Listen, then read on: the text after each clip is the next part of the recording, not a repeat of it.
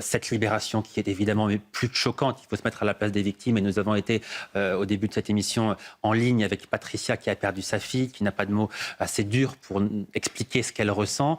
Il y a cela, il y a le fait évidemment qu'il n'aura pas purgé la moitié de sa peine, le fait qu'il puisse récidiver évidemment, et le fait que les politiques ne disent pas un mot. En Belgique, personne ne s'est exprimé pour s'élever contre cela. En France, l'information est assez récente, mais quand même, elle aurait dû susciter une indignation générale. Et je ne vois pour l'instant, mais j'ose espérer que ça arrivera, je ne vois personne s'indigner de cela. Oui, je pense que les Français s'indignent. Il ne faut pas s'étonner si... c'est un scandale absolu. Il y a de plus en plus de Français qui se disent qu'il faudrait peut-être établir la peine de mort pour les cas de terrorisme. Je veux dire, ce serait une conclusion logique. Ça a bien été dit, voilà, les victimes ne reviennent pas, peut-être que ce serait bien que les terroristes ne reviennent pas non plus. Donc ça, c'est peut-être quelque chose qui va arriver sur le débat public, je n'en sais rien. En tout cas, pratiquement ici, il y a quand même un certain nombre de choses qu'il faudrait changer. Premièrement, peut-être que pour les peines de terrorisme, les condamnations devraient s'accumuler. C'est-à-dire qu'ici, il y a une condamnation pour 25 ans, une autre pour 30 ans. Voilà, aux États-Unis, il aurait été condamné à 55 ans. Et donc, effectivement, même si la Belgique avait fait purger qu'un tiers, il en aurait eu pour 20 ans. Et le dernier point, c'est vraiment au niveau européen, parce que cette personne, donc, qui va être... là, c'est la première étape d'un processus de libération conditionnelle. D'ici 2 ans, ou peut-être plus, il sera complètement libre. Il reste citoyen belge. Oui. Ça veut dire qu'il peut venir en France de manière purement... voilà, il peut faire exactement ce qu'il veut. Et donc là, il y a peut-être un moment aussi où il faut, nous, qu'on se dise, il faut pouvoir suspendre la citoyenneté européenne pour que quelqu'un comme ça ne puisse plus revenir sur notre territoire. Mais ce qu'on constate avec cette décision, c'est qu'au niveau européen, en tout cas, nous ne sommes pas en guerre contre le terrorisme islamiste. Nous ne sommes pas en guerre contre l'islamisme. Ça n'est pas vrai parce que si nous l'étions, cette décision n'aurait évidemment jamais été rendue. Oui, c'est sûr que la Belgique n'est pas en guerre contre l'islamisme. Claude Moniquet tout à l'heure disait que c'est un cancer sécuritaire. Mais la Belgique, c'est l'Europe. Et les décisions prises en Belgique, elles vont concerner l'ensemble des pays, au moins de l'espace Schengen. Pour ce qui concerne les Belges, effectivement, incarcérés en Belgique, c'est exactement ce que vous dites. Et c'est pour ça que... je pense qu'il faut vraiment se poser la question, parce que qu'est-ce qui permet justement la libre circulation des personnes, et notamment des citoyens européens, au sein de l'espace Schengen? C'est justement la citoyenneté européenne. Donc que cette personne... dès qu'elle va être libérée, en fait, dans 2 ans, quelque chose comme ça, il pourra revenir habiter en France, louer des appartements et faire exactement tout ce qu'il a pu faire avant les attentats de 2015. Donc, il est impératif que, en tout cas, cette personne ne puisse plus revenir sur le territoire français. Parce qu'aujourd'hui, quand vous dites que vous voulez réserver les aides sociales aux seuls ressortissants français, en tout cas les aides sociales et les aides non contributives, on dit que vous êtes un raciste. Voilà, c'est ce que dit l'extrême gauche dès lors qu'on aborde ces sujets qui sont une préoccupation majeure pour les Français. Oui, mais pourtant il faut rappeler une réalité simple, c'est que quand on est étranger, on n'a pas de droits en France. Les droits, c'est des droits qui sont attachés. Vous savez, dans la Déclaration universelle des droits de l'homme, c'est des droits de l'homme et du citoyen. Et les idées de la Révolution française, c'est de faire que les Français sont des citoyens et que les droits...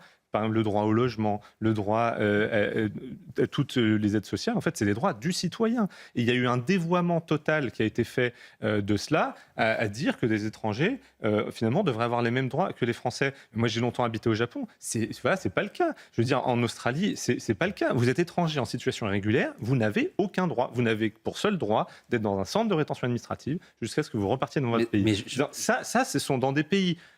civilisés, que sont le Japon, que sont l'Australie. C'est comme ça que ça se passe. Et c'est ça la réalité, les choses. Et en fait, ça devrait tellement tomber sous le sang. Mais je vais vous dire pourquoi c'est comme ça. Je vais vous dire ce que...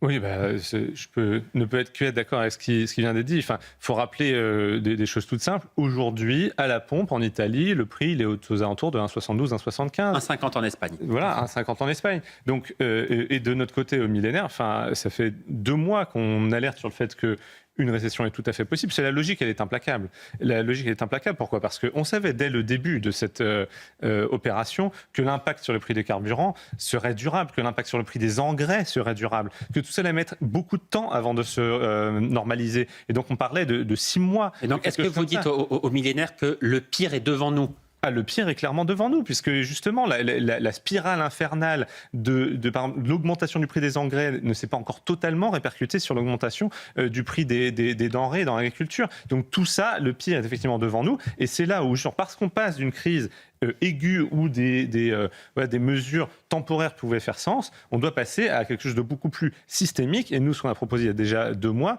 c'est de suspendre les certificats d'économie d'énergie qui coûtent 17 centimes à la pompe et qui ne vont pas dans les caisses de l'État. C'est-à-dire que ça, c'est quelque chose que le gouvernement aurait pu annoncer aujourd'hui. Moi, j'espérais qu'il le fasse, honnêtement, parce que du jour au lendemain, on peut baisser les prix à la pompe de 17 centimes et ça ne coûte pas un rond. Ce sont 17 centimes qui servent sur chaque litre à financer la transition énergétique. Exactement, des travaux de rénovation que la Cour des comptes elle-même nous dit dans un rapport de 2024 que globalement, c'est extrêmement inefficace et plein de fraude. Donc, c'est quelque chose qui serait peut-être prioritaire de mettre en place, effectivement, en complément des mesures sectorielles qui, elles, vont dans le bon sens, mais qui doivent être effectivement pérennisées. Et on doit passer à la vitesse supérieure, vraiment. Je veux qu'on écoute après.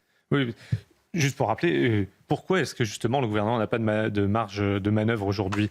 Mais parce que Emmanuel Macron et ses gouvernements successifs ont cramé la caisse, littéralement.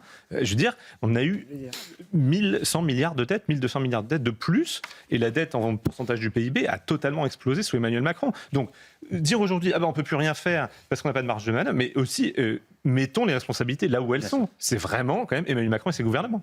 Est-ce que Laurent Nunez est dans son rôle, faire respecter la loi et toute la loi, ou est-ce que vous dites on a un problème, Laurent Nunez au ministère de l'Intérieur, qui manifestement est en décalage par rapport aux Français sur un certain nombre de sujets?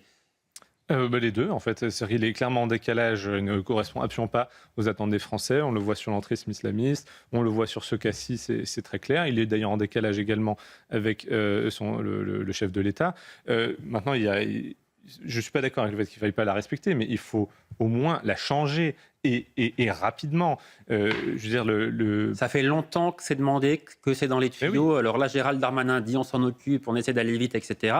Mais ça fait très très longtemps que les maires et qu'une grande partie des Français, on a vu ce sondage à l'instant s'afficher à l'écran, plus de 70% des Français considèrent effectivement qu'il faut faire évoluer la loi pour que des OQTF ne puissent pas se marier sur le sol de France. Oui, 73%. C'est ça, c'est qu'en fait, il y a 2 sujets. Il y a vraiment le mariage d'OQTF, et ça, il faut revenir dessus, c'est un problème de la Convention européenne des droits de l'homme et de l'interprétation du droit à la vie privée absolument scandaleux, la dérive juridique qu'il y a eu dessus sur les dernières années. Donc il faut sortir de la CEDH, ou en tout cas ne plus appliquer ça. Et les associations d'aide aux migrants en profitent énormément. Exactement.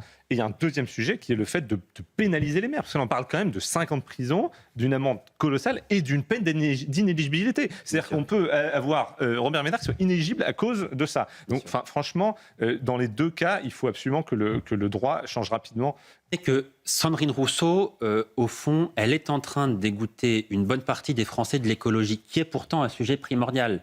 Mais l'écologie telle que présentée depuis longtemps maintenant par Sandrine Rousseau, c'est en train de tuer l'écologie en réalité. Mais ça fait belle lurette que les écologistes ne sont pas pour l'écologie. Je veux dire, c'est tout sauf l'écologie. Parce que, par exemple, quand on est pour les éoliennes, en fait, on est contre l'écologie, parce que ça renchérit le coût de l'électricité et donc ça retarde l'électrification des usages. Donc non, c'est ridicule. Tout ça parce qu'elle est frustrée, parce qu'on ne veuille pas mettre des appellations absurdes, comme par exemple appeler ça du lait d'amande. Ben non, du lait, ça vient d'une vache, voilà. Pareil pour un steak, ça ne peut pas venir de plantes. Bon, ben c'est tout. Donc c'est pas très grave. Franchement, il y a d'autres sujets dans le monde actuellement que celui-là. Sandrine Rousseau, elle est loin d'être bête, en réalité. C'est une extrémiste, et comme toutes les extrémistes, elle mène un combat qui est en fait un combat culturel. C'est cela que traduit aussi cette déclaration. Oui, tout à fait, un combat culturel en fait, contre effectivement la viande, contre un certain art de vivre, qui est celui de l'art de vivre français. Mais après, encore une fois, elle se trompe de combat. Il faut rappeler que en fait, les vaches, les bêtes d'élevage n'existeraient pas si ce n'était pas pour la viande. Et ça fait vivre 350 000 éleveurs quand même dans notre pays.